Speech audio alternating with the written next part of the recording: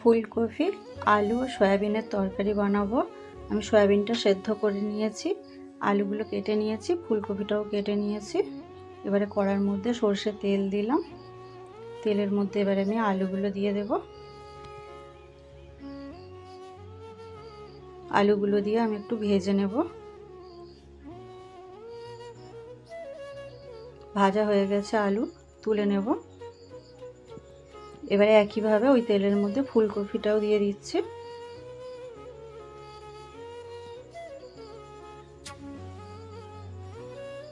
ফুলকপিটাও ভেজে নেব। ভাজা হয়ে গেছে ফুলকপি, তুলে নেব ফুলকপিটা। এবারে ওই তেলের মধ্যে আমি সয়াবিনগুলোও ভেজে নেব।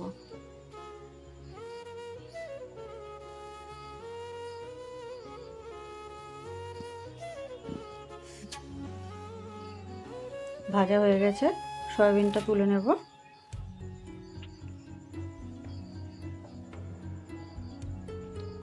এবারে কড়ার মধ্যে আমি সরষে তেল দেব।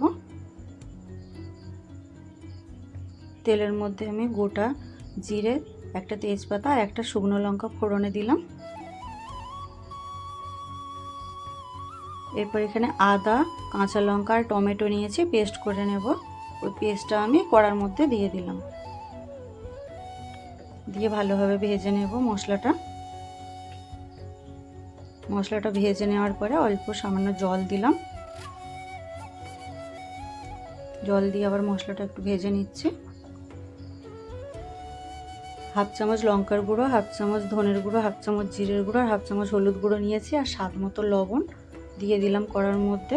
দিয়ে আবার মশলাটার সঙ্গে সব ভেজে নেব। ভাজা হয়ে গেছে মশলাটা, সাইড থেকে সুন্দর তেল ছেড়ে দিয়েছে।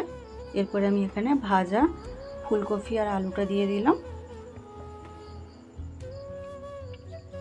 সয়াবিনটাও দিয়ে দিচ্ছি।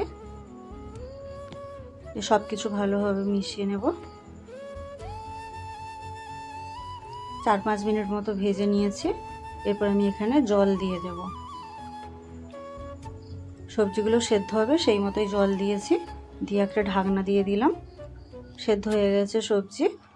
এবারে আমি এখানে কিছুটা ধনে পাতা দিয়ে দিলাম। 1 চামচ আমি চিনি দিলাম, আর হাফ চামচ মতো গরম মশলার গুঁড়ো দিলাম। দিয়ে ভালোভাবে মিশিয়ে নিলাম। 4-5 মিনিট মতো ফুটিয়ে নিয়েছি। রেডি হয়ে গেছে আমার এই তরকারিটা।